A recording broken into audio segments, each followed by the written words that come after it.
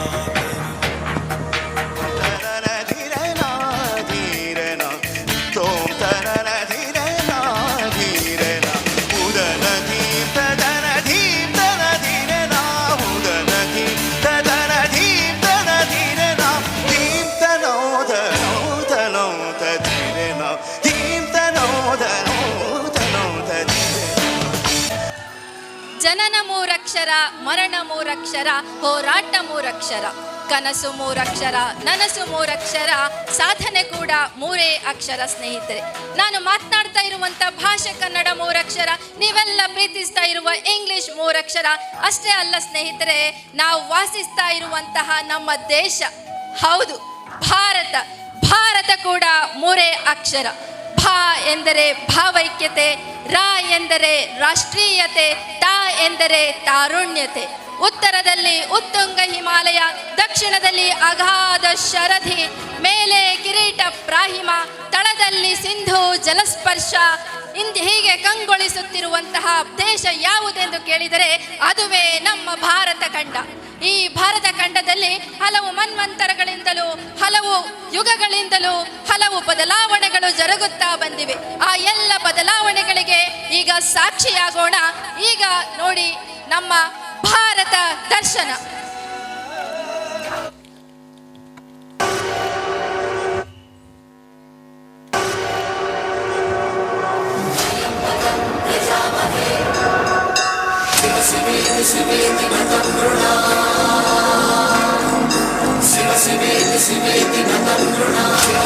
ನಾನು ಸೃಷ್ಟಿಯೊಡನೆ ಜನ್ಮ ತಾಳಿದೆ. ಬಹು ಹಿಂದಿನ ಕಾಲದಲ್ಲೂ ಇದ್ದೆ, ಈಗಲೂ ಇದ್ದೇನೆ, ಮುಂದೆ ಬರುವ ಎಲ್ಲ ಕಾಲದಲ್ಲೂ ಇರುತ್ತೇನೆ. ಏಕೆಂದರೆ ನಾನು ಕಾಲಚಕ್ರ. ಕಾಲಚಕ್ರ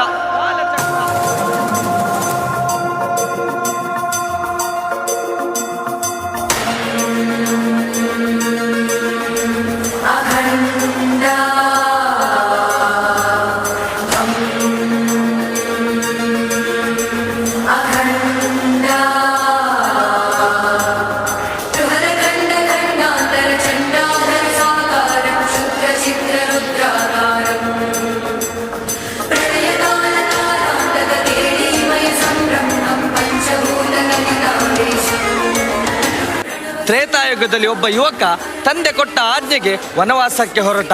ಲೋಕ ಕಂಟಕನಾಗಿ ಮೆರೆಯುತ್ತಿದ್ದ ರಾವಣನನ್ನು ಸಂಹರಿಸಿದ ಯುಗ.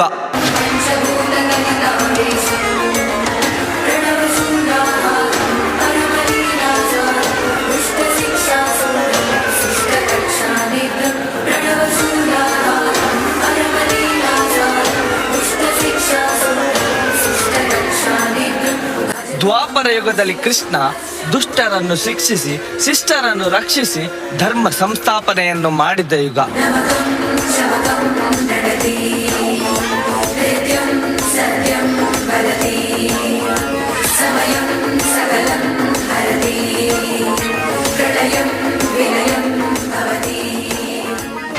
ಕಲಿಯುಗದಲ್ಲಿ ಮಹಾಶಿವನ ಮಕ್ಕಳಾದ ಮಾನವರು ಭೂಮಿಯ ಮೇಲೆ ಆಳ್ವಿಕೆ ಮಾಡಲು ಪ್ರಾರಂಭಿಸಿದರು.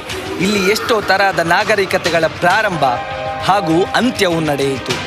ರೋಮ್ ದೇಶದ ಶಾಂತಿ, ಹೆಮ್ಮೆ ಹಾಗೂ ಗ್ರೀಕ್ ಸಾಮ್ರಾಜ್ಯದ ವಿಶಾಲವಾದ ಶಕ್ತಿ, ದೂರದ ಪರ್ವತದ ಅಂಚಿಗೆ ತಲುಪಿ ಬಹು ಎತ್ತರಕ್ಕೆ ಬೆಳೆದ ಮೊಘಲ್ ಸಾಮ್ರಾಜ್ಯದ ಪರಾಕ್ರಮ, ಈ ಎಲ್ಲ ಘಟನೆಗಳಿಗೂ ನಾನು ಸಾಕ್ಷಿಯಾಗಿದ್ದೇನೆ.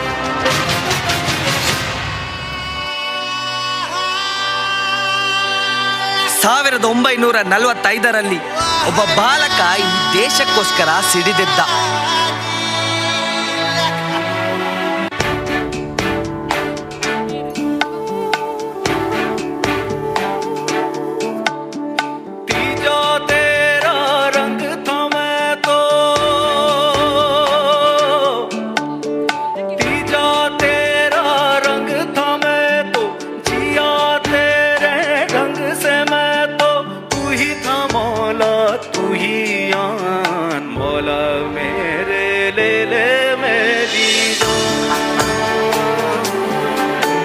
भारत माता की जय। बोला मेरे ले ले मेरी जान. ಬ್ರಿಟಿಷರ ದಬ್ಬಾಳಿಕೆಗೆ ಭಾರತ್ ಮಾತಾ ಕಿ ಜೈ ಅಂತ ಈ ದೇಶಕ್ಕೋಸ್ಕರ ತನ್ನ ಪ್ರಾಣ ಕೊಟ್ಟ. ಆದ್ರೆ ಒಬ್ಬ ಯುವ ಬಾಲಕ ಹಾಕಿದ ಕಿಡಿಗಿಚ್ಚಿನಿಂದ ಬ್ರಿಟಿಷರು ತಮ್ಮದೇ ಸೂರ್ಯಾಸ್ತವನ್ನು ತಮ್ಮ ಕಣ್ಣ ಮುಂದೆ ಮುಳುಗುವುದನ್ನು ಕಂಡರು. ಆದ್ರೆ ಇಂದಿನ ಯುವ ಪೀಳಿಗೆಗೆ ಏನಾಗ್ತಾ ಇದೆ?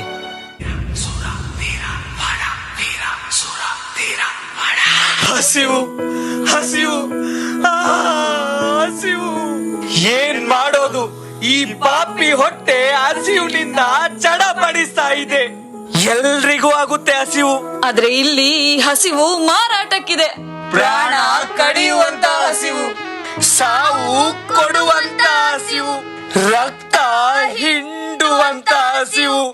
ಕಂಪ ಆಗಿರು ಊರೊಳಗೆ ಊರ ದೈವ.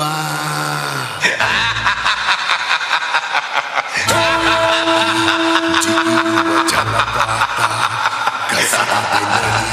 ಜೀವ. ಯಾಕ್ರೋ ಹೀಗೆ ಹಸಿವು ಹಸಿವು ಅಂತ ಗೋಳಾಡ್ತಾ ಇದ್ದೀರಾ? ನಿಮ್ಮ ಹಸಿವಿಗೆ ಇಲ್ಲಿ ಪರಿಹಾರನೇ ಇಲ್ಲ, ಬೆಲೆನೇ ಇಲ್ಲ. ನೀವಿಗೆ ಹಸಿವೆಯಿಂದ ನರಳಿ ನರಳಿ ಸಾಯ್ಬೇಕು. ಇಲ್ಲಿ ನಿಮ್ಗೆ ಕೆಲ್ಸ ಸಿಗ್ಬೇಕಾದ್ರೂ ಲಂಚ ಕೊಡ್ಬೇಕು, ಜೀವ ಉಳಿಸ್ಬೇಕಾದ್ರೂ ಭಿಕ್ಷೆ ಬೇಡ್ಬೇಕು, ಕನಸು ಕಾಣೋದಕ್ಕೂ ಯೋಗ್ಯತೆ ಬೇಕು.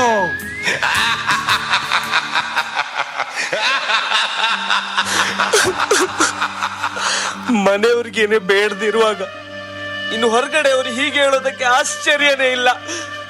ನಮ್ ಕತೆ ಯಾರು ಕೇಳ್ತಾರೆ? ನಾವು ಕೇಳ್ತೀವಿ ನಿಮ್ ಕತೆನ. ನನ್ ಕತೆ ಕೇಳ್ತೀರಾ? ಆ ದಿನ ಮೂಡನ ದಿಕ್ಕಲಿ ಬೆಟ್ಟದ ಅಡಿಯಲ್ಲಿ ಇದ್ದಿತು ಒಂದು ಸುಂದರ ಕಾಡು. ಕೋಮಲ ಮನಸ್ಸಿನ ವನ್ಯರ ಬಳಗದ ಹಸಿರಿನ ಸಿರಿ ಹೊತ್ತ ಗಂಧದ ಬೀಡು.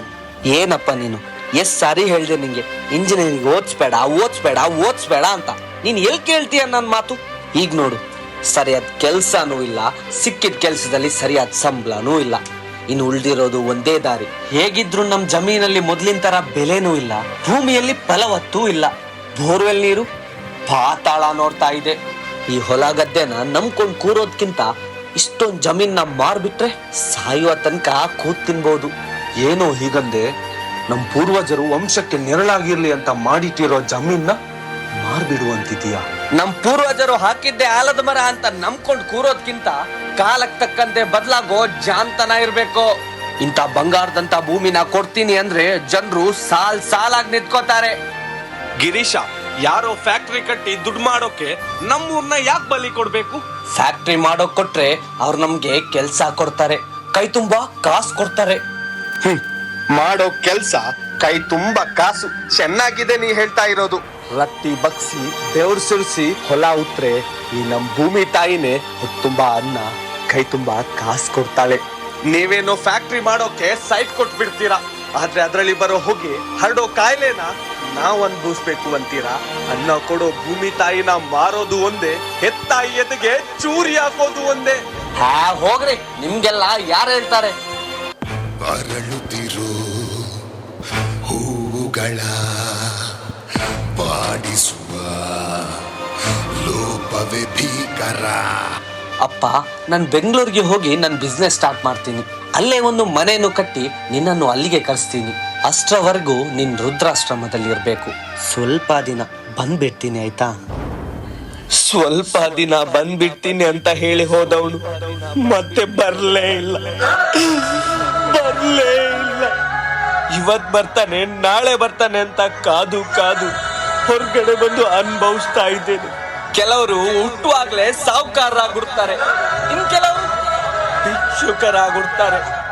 ಕೋಟಿ ಕೋಟಿ ಇದ್ದವ ಸಾಹುಕಾರ ಅಲ್ಲ, ತಂದೆ ತಾಯಿನ ಜೊತೆಗಿಟ್ಕೊಂಡು ಸಾಕ್ತಾನಲ್ಲ ಅವನು ನಿಜವಾದ ಸಾಹುಕಾರ. ನನ್ ಕತೆ ಕೇಳ್ತೀರಾ? ಪ್ರಯಾಣಿಕರ ಗಮನಕ್ಕೆ ಗಾಡಿ ಸಂಖ್ಯೆ ಸೌಮ್ಯ, ಮಗಳೇ ಸೌಮ್ಯ, ರೈಲ್ ಬಂತು, ಆಟ ಶುರು ಮಾಡು. ಏನಮ್ಮ, 2 ತಿಂಗಳಿಂದ ಇಲ್ಲೇ ಇದ್ದೇವೆ. ಇಲ್ಲಿನ ಜನ ಒಂದ್ ಬಿಡಿಗಾಸು ಹಾಕ್ತಾ ಇಲ್ಲ. ಎಷ್ಟು ದಿನ ಅಂತ ಇಂಥ ಜೀವನ. ಏನ್ ಮಾಡೋದು ಮಗಳೇ, ನಿಮ್ಮಪ್ಪ ಸಾವು ಬದುಕಿನ ಮಧ್ಯೆ ಹೋರಾಡ್ತಾ ಇದ್ದಾರೆ. ನಮ್ಗೇನ್ ಸಂಸಾರ ಉಂಟಾ, ಕುಟುಂಬ ಉಂಟಾ ಹೇಳು? ಇದೇ ತಾನೇ ನಮ್ ಜೀವನ. ಆಗೋ, ಜನ ಬರ್ತಾ ಇದ್ದಾರೆ, ಆಟ ಶುರು ಮಾಡು.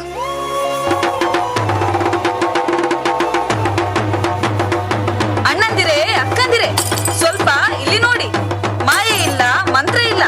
ತಾಯಿ ಪರಮೇಶ್ವರಿಯನ್ನು ಮುಂದಿಟ್ಟು ನಮ್ಮ ಕೈ ಹರಳದ ಮಲ್ಲಿಗೆ ಅಳುತ್ತಿದೆ ಮೆಲ್ಲಗೆ, ದಂಡನೆ ಇಲ್ಲವೇ ಚಿವುಟಿದ ಕೈಯಿಗೆ. ಇದೇನಮ್ಮ, ಇವರಿಗೆ ಹಣ ಕೊಡಕ್ಕಾಗ್ಲಿಲ್ಲ ಅಂದ್ರೆ ಯಾಕಮ್ಮ ನಮ್ಮ ಆಟ ನೋಡ್ಬೇಕು? ಏ ಹುಡುಗಿ, ಅಣ್ಣ ಅಣ್ಣ, ಅಲ್ಲ, ನೀವ್ ಈ ತರ ಎಲ್ಲ ಮಾಡಿದ್ರೆ ಯಾರು ನಿಮ್ಗೆ ಹಣ ಕೊಡ್ತಾರೆ? ನನ್ ಜೊತೆ ಬಾ, ಕೆಲ್ಸ ತೆಗ್ಸಿ ಕೊಡ್ತೀನಿ. ಕೈ ತುಂಬಾ ಹಣ ಕೊಡ್ತಾರೆ. ನಿನ್ ತಂದೆನ ಒಳ್ಳೆ ಆಸ್ಪತ್ರೆಗೆ ಸೇರ್ಸೋಕೆ ಸಹಾಯವಾಗುತ್ತೆ.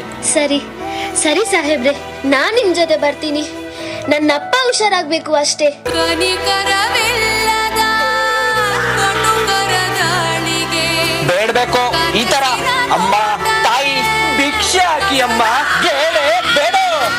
ಅಮ್ಮ, ತಾಯಿ, ಭಿಕ್ಷೆ ಹಾಕಿ ಅಮ್ಮ. ಕೆಲವರ ಹಣೆ ಬರಹ ಬರೆದನೆ ಆ ಬ್ರಹ್ಮ, ನೆತ್ತರು ಅಂಟಿದ ಕೈಗಳಲ್ಲಿ ಸುಟ್ಟಿದೆ ಬಾಳಬೇರು. ಕಾಯೋರು ಇನ್ನು ಯಾರು? ಕಣ್ಣಲ್ಲಿ ಇರುವ ನೀರು ಧುಮುಕಬೇಕು ಜೋರು. ಅಳು ಅಳು ಹೊರಬರಲಿ ಎದೆಯ ಬಿಕ್ಕಳಿಗೆ. ಹರಳದ ಕಿರುಮಲ್ಲಿಗೆ. ಪಾಪ ನನ್ನಮ್ಮ, ಅವರು ತವರ ಮನೆಯವರು ಪ್ರೀತಿಯಿಂದ ಕೊಟ್ಟಂತ ಒಂದೇ ಒಂದು ಜೊತೆ ಕಿವಿ ಓಲೆನ ಅಡ ಇಟ್ಟು ನನ್ನನ್ನು ಕಳಿಸಿದ್ರು. ಆದ್ರೆ ಇವರು ರಾಕ್ಷಸರು. ನನ್ನ ಕನ್ಸನ್ನೇ ಮುರಿದು ಕಾಲನ್ನ ಕತ್ತರಿಸಿ ನನ್ನನ್ನ ಭಿಕ್ಷೆ ಬೇಡೋಕಾಗಿದ್ರು. ಭಿಕ್ಷೆ ಬೇಡೋಕಾಗಿದ್ರು. ಕ್ಷಮಿಸು ಯುವ ಜನತೆ ತಪ್ಪು ದಾರಿಯನ್ನು ಹಿಡಿಯುತ್ತಿದ್ದಾರೆ. ಗಾಂಜಾ, ಅಫೀಮು, ಅತ್ಯಾಚಾರ ಇತ್ಯಾದಿ ಇತ್ಯಾದಿ ಇತ್ಯಾದಿಗಳಿಗೆ ಬಲಿಯಾಗ್ತಾ ಇದ್ದಾರೆ ಸ್ನೇಹಿತರೆ, ಬಲಿಯಾಗ್ತಾ ಇದ್ದಾರೆ. ಇಷ್ಟಕ್ಕೆಲ್ಲ ಕಾರಣ ದುಡ್ಡು, ಲಂಚ, ಸ್ವಾರ್ಥ, ಅಧಿಕಾರ. ದೇಶದಲ್ಲಿ ದುಡ್ಡು ಕೊಟ್ರೆ ಏನ್ ಬೇಕಾದ್ರೂ ಸಿಗುತ್ತೆ ಅನ್ನೋದು ನಿಲ್ಬೇಕು. ಭಾರತ ಅಂದ್ರೆ ಬರೀ ಪ್ರೀತಿ ಅಷ್ಟೇ ಅಲ್ಲ, ಭಯನೂ ಬೇಕು.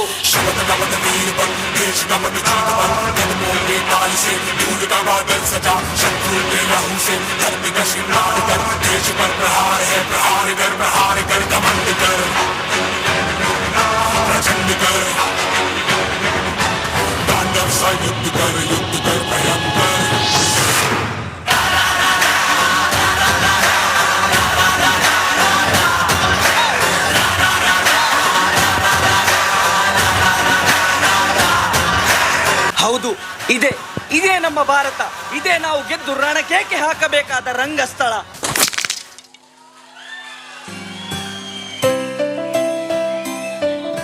ದೇವಾನುದೇವತೆಗಳು ಹೇಳ್ತಾರಂತೆ, ಸಾವಿರಾರು ಜನ್ಮ ಸ್ವರ್ಗದಲ್ಲಿ ಕಳೆಯುವುದಕ್ಕಿಂತ ಕೇವಲ ಒಂದೇ ಒಂದು ಜನ್ಮ ಈ ಭರತ ಖಂಡದಲ್ಲಿ ಕಳೆದರೆ ಸಾಕು, ಜನ್ಮ ಪಾವನ ಅಂತ. ಆದ್ರೆ ಇಂದು ಏನಾಗ್ತಾ ಇದೆ? ಭರತ ಖಂಡದಂತಹ ಈ ಪುಣ್ಯ ಭೂಮಿಯಲ್ಲಿ ಏನಾಗ್ತಾ ಇದೆ? ಪಿತೃವಾಕ್ಯ ಪರಿಪಾಲನೆಗಾಗಿ ವನವಾಸಕ್ಕೆ ಹೋದ ರಾಮ ಒಂದು ಕಡೆ ಆದರೆ ಹೆತ್ತವರನ್ನೇ ಹೊರಕ್ಕೆ ದಬ್ಬುತ್ತಾ ಇರುವಂತಹ ಯುವಕರು ಮತ್ತೊಂದು ಕಡೆ. ಝಾನ್ಸಿ ರಾಣಿ ಲಕ್ಷ್ಮೀಬಾಯಿ ಅಂತವರು ದೇಶಕ್ಕಾಗಿ ಪ್ರಾಣ ತೆರ್ತಾ ಇದ್ರೆ, ಇನ್ನೊಂದು ಕಡೆ ತಿಳಿದೋ ತಿಳಿಯದೆಯೋ ತಮ್ಮ ಪ್ರಾಣವನ್ನೇ ಕಳೆದುಕೊಳ್ತಾ ಇರೋ ಹೆಣ್ಣು ಮಕ್ಕಳು ಇನ್ನೊಂದು ಕಡೆ. ಎಷ್ಟೋ ವೀರ ಯೋಧರು ಹುಟ್ಟಿದಂತ ಈ ಪುಣ್ಯ ಮಣ್ಣಿನಲ್ಲಿ ಇಂತಹ ನೀಚ ರಾಕ್ಷಸರು ಹುಡ್ತಾರಂತ ಗೊತ್ತಿರಲಿಲ್ಲ. ಇಲ್ಲಿ ಕುಳಿತಿರುವ ಪ್ರತಿಯೊಬ್ಬರಲ್ಲೂ ಗಾಂಧಿ, ವಿವೇಕಾನಂದ ಬಚ್ಚಿಟ್ಟುಕೊಂಡಿದ್ದಾರೆ. ಅವರೆಲ್ಲರನ್ನು ಹೊರಕ್ಕೆ ತರುವುದು ಅವರೆಲ್ಲರ ಕರ್ತವ್ಯ. ಇವರು ಬದಲಾಗ್ತಾರೆ ಅನ್ನೋದನ್ನ ಬಿಟ್ಟು ಮೊದಲು ನಾವು ಬದಲಾಗೋಣ, ಆಗ ಬದಲಾಗುತ್ತೆ ನಮ್ಮ ದೇಶ.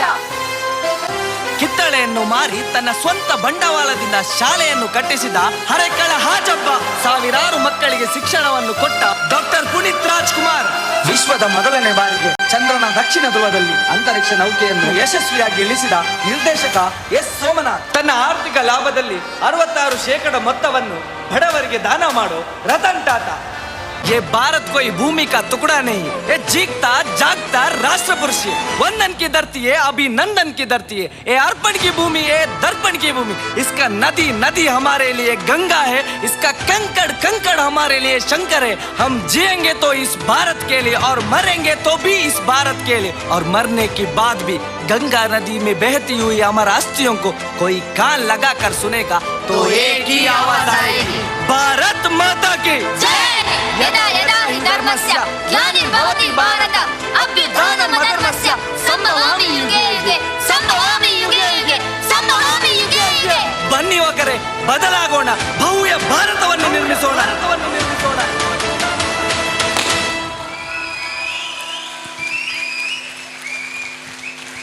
ಅದ್ಭುತವಾಗಿ ಪ್ರದರ್ಶನವನ್ನು ನೀಡಿದಂಥ ಕಾಪು ತಾಲೂಕು ಕಚೇರಿ ತಂಡದವರಿಗೆ ತುಂಬ ಹೃದಯದ ಕೃತಜ್ಞತೆಗಳು. ಇವರು ಪಡೆದುಕೊಂಡಿರುವಂಥ ಸಮಯ 17 ನಿಮಿಷ 12 ಸೆಕೆಂಡುಗಳು. ತಾಲೂಕು ತಹಶೀಲ್ದಾರ್ ಅವರಾದಂಥ ಶ್ರೀಮತಿ ಪ್ರತಿಭಾ ಮೇಡಮ್ ರವರ ನೇತೃತ್ವದಲ್ಲಿ ಬಂದಿರುವಂಥ ತಂಡ, ವಿಶೇಷವಾಗಿ ತಾಲೂಕು ತಹಶೀಲ್ದಾರ್ ಅವರಿಗೆ, ಡೆಪ್ಟಿ ತಹಶೀಲ್ದಾರ್ ಅವರಿಗೆ, ಕಂದಾಯ ನಿರೀಕ್ಷಕರಿಗೆ, ಸಮಸ್ತ ನೌಕರ ಬಂಧುಗಳಿಗೂ ಸಹ ತುಂಬ ಹೃದಯದ ಕೃತಜ್ಞತೆಗಳನ್ನು ಡೆಪ್ಟಿ ತಹಶೀಲ್ದಾರ್ ರಾಘವೇಂದ್ರ, ಅದೇ ರೀತಿ ಇನ್ನಿತರ ಕಂದಾಯ ನಿರೀಕ್ಷಕರು ಹಾಗೆ ಗ್ರಾಮ ಸಹಾಯಕರು, ಕಚೇರಿಯ ಗೌರವಾನ್ವಿತ ಕಂದಾಯ ವಿಭಾಗದ ಸಿಬ್ಬಂದಿಗಳ ಒಂದು ಸುಂದರವಾದ ಭಾವಚಿತ್ರಕ್ಕೆ ಕಾಪು ತಾಲೂಕು ಕಚೇರಿಯ ತಹಶೀಲ್ದಾರ್ ಅವರಾದಂಥ ಶ್ರೀಮತಿ ಪ್ರತಿಭಾ ಮೇಡಮ್ ರವರ ನೇತೃತ್ವದಲ್ಲಿ ತಮ್ಮೆಲ್ಲರ ಒಂದು ಗಟ್ಟಿಯಾದ ಚಪ್ಪಾಳೆ ಮೂಲಕ ವಿಶೇಷವಾಗಿ ವಂದನೆ, ಅಭಿನಂದನೆ. Thank you.